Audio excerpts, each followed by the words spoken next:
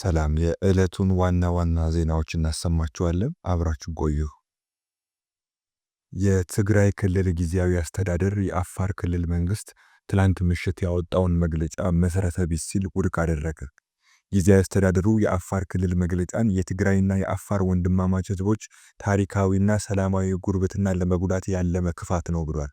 የአፋር ክልል ትላንት ምሽት ባወጣው መግለጫ የህወሓት ቡድን ኃይሎች የአፋር ክልል ወሰንን ዘልቀው በመግባት ጥቃት መክፈታቸውን፣ 6 መንደሮችን በጉልበት መቆጣጠራቸውን፣ ንጹሃንን በሞርታር መደብደባቸውንና የፕሪቶሪያውን ስምምነት ማፍረሳቸውን አሳውቆ ነበር።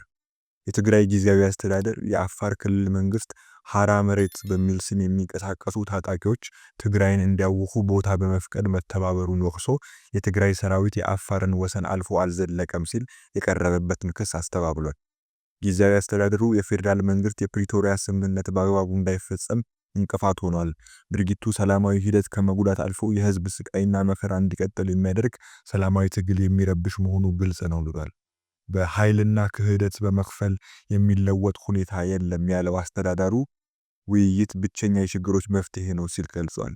የፕሪቶሪያ ስምምነት በተሟላ መልኩ መተግበር የዘላቂ ደህንነትና ሰላም ዋስትና መሆኑ በጽኑ እናምናለን። ጊዜያዊ አስተዳደሩ ከፌዴራል መንግስት ያለው ግንኙነት እንዲጎለብት ስምምነቱ ሳይውል ሳያድር ይተግበር ብሏል። የትግራይ ህዝብ በዚህና በዚያ ከሚሰራጩ ወሬ ከጦርነትና ከትግራይ ጥፋት እናተርፋለን በሚል እንቅልፍ ያጡት ነውረኞች በሚፈጥሩት ያለመረጋጋት ሳይረበሽ የቀን ተቀን ውሎ ማዕከል በማድረግ ተረጋግቶ እንዲረባረብ ጥሪ እናቀርባለን። የዓለም አቀፍ ማህበረሰብም ከጎናችን ይሰለፍ ብሏል። ምንም እንኳን የትግራይ ጊዜያዊ አስተዳደር ወደ አፋር አልፍ ያልዘለኩም ቢልም ህወሓት በከፈተው ጥቃት በሺዎች የሚቆጠሩ የአፋር ክልል ነዋሪዎች ተፈናቅለዋል ተብሏል። የፌዴራል መንግስት እስካሁን ለሚነሱት ጉዳዮች ምንም የሰጠው አስተያየትም ሆነ ግብረ መልስ የለም። የጠቅላይ ሚኒስትሩ የምስራቅ አፍሪካ ጉዳዮች አማካሪ ሚኒስትር አቶ ጌታቸው ረዳ ትላንት በሰጡት ቃል ኋላ ቀር ቡድን ሲሉ የሚጠሩት የህወሓት አመራር ቡድን የፌዴራል መንግስት ላይ ትንኮሳ እንደጀመረ ገልጸዋል። ቡድኑ የፕሪቶሪያ ስምምነትን ለመቅደድ ሁሉም አይነት ትንኮሳ ቢፈጽምም የፌዴራል መንግስት የአጸፋ ምላሽ ከመስጠት እንደተቆጠበ ገልጸዋል። ይህ ኋላ ቀር የህወሓት አመራር ቡድን የፌዴራል መንግስትን ወደ ግጭት ለማስገባት በአፋር በኩል ትንኮሳዎች እንደፈጸመ፣ ይህንንም የአዛዡና የጌታውን ሻዕቢያ አጀንዳ ለማስፈጸም የተደረገ እንደሆነ ተናግረዋል። በአፋር ክልል በኩል በፌዴራል መንግስት ላይ የተደረገው ትንኮሳ ጄኔራል ፍስሐ ማንጁስና ጄኔራል ዮሐንስ መዲድ እንደመሩት በስም ጠርተው በመግለጽ ከድርጊታቸው እንዲቆጠቡ አስጠንቅቀዋል። በሌላ ዜና የኢትዮጵያን ታላቅነት የሚመጥን ታላቅ አየር ኃይል እየተገነባ ነው ሲሉ የአየር ኃይል ዋና አዛዥ ሌተናል ጄኔራል ይልማ መርዳሳ ገለጹ። ዋና አዛዡ ከቢሾፍቱ ከተማና አካባቢ ነዋሪዎች ጋር 9ኛ ዓመት የአየር ኃይል የምስረታ ቀን አከባበርን አስመልክቶ ውይይት አድርገዋል። በዚህ ወቅትም የኢትዮጵያ አየር ኃይል በየዘመናቱ የሀገርን ሉዓላዊነት በማስከበር ረገድ አኩሪ ገድል መፈጸሙ ዋና አዛዡ ገልጸዋል። አሁንም የኢትዮጵያን ታላቅነት የሚመጥንና የህዝባችን መመኪያ የሆነ ተቋም እየተገነባ ነውም ብለዋል። የኢትዮጵያ አየር ኃይል የነጻነትና የአንድነት ምልክት በሚል መሪ ሐሳብ 9ኛ ዓመት የምስረታ በዓሉን በተለያዩ ዝግጅቶች እንደሚያከብርም አስታውቀዋል። የምስረታ ቀኑ በአቪዬሽን ኤክስፖ፣ በአየር ትርኢትና በሌሎችም ዝግጅቶች እንደሚከበር ተገልጿል። የምስረታ ቀኑ ለሀገር፣ ለተቋም ብሎም ለቢሾፍቱ ከተማ እድገትና የገጽታ ግንባታ የጎላ ሚና እንዳለው ገልጸው ከተማውን በማስዋብና ሰላሟን በመጠበቅ ነዋሪዎች ንቁ ተሳትፏቸውን እንዲያጠናክሩ ጠይቀዋል። ከዚሁ ጋር አያይዘን በሀገር መከላከያ ሰራዊት የምስራቅ እዝ በተሰማራባቸው ግዳጆች ሁሉ በጀግንነት በላቀ ብቃትና ቁርጠኝነት የሀገሩ ዳር ድንበርና የሉዓላዊነቱ ዘብ ሆኖ መቆሙ ተገልጿል። በሀገር መከላከያ ሰራዊት የምስራቅ እዝ በምስራቅ ኢትዮጵያ የተለያዩ አካባቢዎች ተሰማርቶ ተልእኮውን በላቀ ብቃት እየተወጣ ይገኛል። በተለይም በሶማሊያ የሚንቀሳቀሰው አሸባሪው አልሸባብ ሾልኮ በመግባት የኢትዮጵያ የልማትና የሰላም እንከን እንዳይሆን እዙ አስተማማኝ መከታ ሆኖ ሌት ከቀን ግዳጁን እየተወጣ መሆኑ ይታወቃል።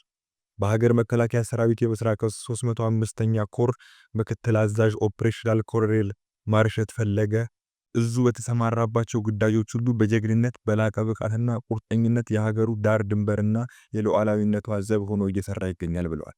የቀጠናውን ሰላም የማረጋገጥና የምስራቁን የሀገሪቷን አካባቢዎች ሰላምና ደህንነት አስተማማኝ በማድረግና ግዙፍ የልማት ፕሮጀክቶች በተያዘላቸው ጊዜ እንዲከናወኑ ሌት ከቀን በመቆም ተልእኮውን በላቀ ብቃትና በቁርጠኝነት እየተወጣ እንደሚገኝ ተናግረዋል። የኮሮ አባላት በቀጠናው የሚንቀሳቀሱ ጸረ ሰላም ኃይሎችን ተከታትለው እርምጃ በመውሰድ በአካባቢው ምንም አይነት ስጋት እንዳይኖር እየሰሩ መሆኑንም አረጋግጠዋል። በምስራቅ ኢትዮጵያ አገልግሎት የጀመሩና በግንባታ ሂደት ላይ የሚገኙ ግዙፍ የልማት ፕሮጀክቶች ምንም አይነት መሰናከል እንዳይገጥማቸው ኮሩ በአስተማማኝ ጥበቃ እያደረገ እንደሚገኝም ገልጸዋል። የእዙ የ28ኛ ክፍለ ጦር ሁለተኛ ሬጅመንት አንደኛ ሻምበል አዛዥ መቶ አለቃ ጌታሰው ጋሻው በበኩላቸው እዙ በተለይም በሶማሊያ የሚንቀሳቀሰው አሸባሪው አልሸባብ ሌሎች የውጭ ጠላቶች ለኢትዮጵያ ሰላምና ልማት ስጋት እንዳይሆኑ ግዳጅና ኃላፊነቱን በላቀ ብቃት እየተወጣ መሆኑን አንስተው ይህንንም አጠናክሮ እንደሚቀጥል አረጋግጠዋል። የእዙ የ27ኛ ክፍለ ጦር ዘመቻ መኮንን መቶ አለቃ ጌታ መሳይ ዳዊት እዙ ለሀገሩ ዳር ድንበርና ለሉዓላዊነቷ መከበር በጀግንነት በላቀ ብቃትና በቁርጠኝነት እየሰራ መሆኑን ተናግረዋል። የኤፒሲ ብረት ለባስ አዛዥ መቶ አለቃ ደጀኔ አበበ በበኩላቸው እዙ በምስራቅ ኢትዮጵያና በድንበር አካባቢዎች አስተማማኝ መከታ ሆኖ እየሰራ መሆኑን ገልጸዋል።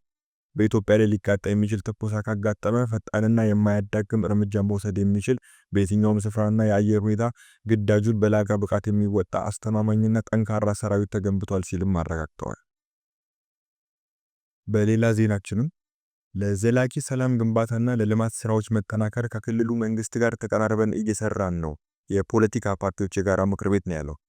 በኦሮሚያ ክልል ለዘላቂ ሰላም ግንባታና ለልማት ስራዎች መጠናከር ከክልሉ መንግስት ጋር ተቀራርበው እየሰሩ መሆኑን የክልሉ የፖለቲካ ፓርቲዎች የጋራ ምክር ቤት ገለጸ። ከኢትዮጵያ ዜና አገልግሎት ጋር ቆይታ ያደረጉት የኦሮሚያ ክልል የፖለቲካ ፓርቲዎች የጋራ ምክር ቤት በክልሉ ሁሉንም ተጠቃሚ የሚያደርግ ሰላምና ልማት እንዲኖር ከክልሉ መንግስት ጋር በቅርበት እየሰራ መሆኑን ገልጸዋል። የክልሉ የጋራ ምክር ቤቱ አባላት ለሰላምና ጸጥታ ስጋት የሆኑ ጉዳዮች ሲያጋጥሙ ለክልሉ መንግስት አስፈላጊ ጥቆማና መረጃ በመስጠት የበኩላቸው ሚና እየተወጡ መሆኑን ገልጸዋል። የምክር ቤቱ ሰብሳቢ አቶ ሰለሞን ታፈሰ የምክር ቤቱ አባል ፓርቲዎች በየቀበሌው ያለው ሁኔታ በመከታተል ሰላምን ለማስፈን የበኩላቸውን ጥረት እያደረጉ መሆኑን ተናግረዋል። ከሰላም ጋር በተያያዘ ለውይይት የሚቀርቡ ጉዳዮች ሲኖሩም ሐሳቦቹን በመለየት ወደ ምክር ቤቱ በማምጣት ውይይት ተደርጎበት ለመፍትሄው በጋራ እየተሰራ ነው ብለዋል። ችግሮቹም ሲያጋጥሙ ለመንግስት አካላት በግልጽ በማቅረብ የሰላምና የጸጥታ ችግሮች እየተፈቱ መሆኑን ገልጸው መንግስትም ከምክር ቤቱ የሚሰጡትን አስተያየቶች ተቀብሎ እየተገበረ መሆኑን አስረድተዋል።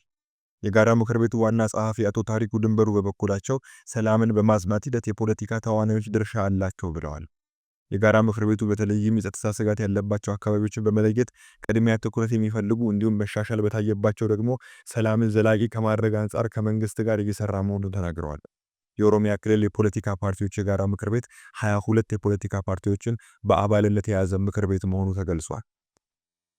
በመጨረሻም የኢትዮጵያና ሩሲያ ግንኙነትን ወደ ላቀ ስትራቴጂካዊ አጋርነት ለማሳደግ ያለመ ምክክር ተካሄደ። የኢትዮጵያና የሩሲያ ግንኙነቶችን ወደ ከፍተኛ ስትራቴጂካዊ አጋርነት ለማሳደግ ያለመ ምክክር ተካሂዷል። የውጭ ጉዳይ ሚኒስትር ዶክተር ጌዲዮን ጢሞቴዎስ እና የፋይናንስ ሚኒስትር አህመድ ሽዴ ከሩሲያ ፕሬዝዳንት ስራ አስፈጻሚ ጽህፈት ቤት ምክትል ኃላፊ ማክሲም ኤስ ኦሬሽኪን እና ከሩሲያ የኢኮኖሚ ልማት ሚኒስትር ማክሲም ሬሼቲኒኮቭ ጋር ተወያይተዋል። በውይይታቸውም በተለያዩ ስትራቴጂካዊና ኢኮኖሚያዊ ጉዳዮች ላይ መምከራቸውን የውጭ ጉዳይ ሚኒስቴር መረጃ አመላክቷል። በተጨማሪም በዘላቂ ልማት፣ በቀጠናዊ ደህንነትና በጋራ ልማት ላይ መምከራቸው ተገልጿል። ዶክተር ጌዲዮን በዚህ ወቅት ሩሲያ በተለያዩ የትብብር ዘርፎች ላደረገችው ቀጣይነት ያለው ድጋፍን አመስግነዋል። በቀጣይም በግብርና፣ በማኑፋክቸሪንግ፣ በአይሲቲ፣ በማዕድን ልማት፣ በብረታ ብረት፣ በኢነርጂ መሰረተ ልማት፣ በኒውክሌርና ሌሎች ዘርፎች በትብብር መስራት የሚቻልባቸው ምቹ የኢንቨስትመንት ሁኔታዎች መኖራቸውንም አስገንዝበዋል።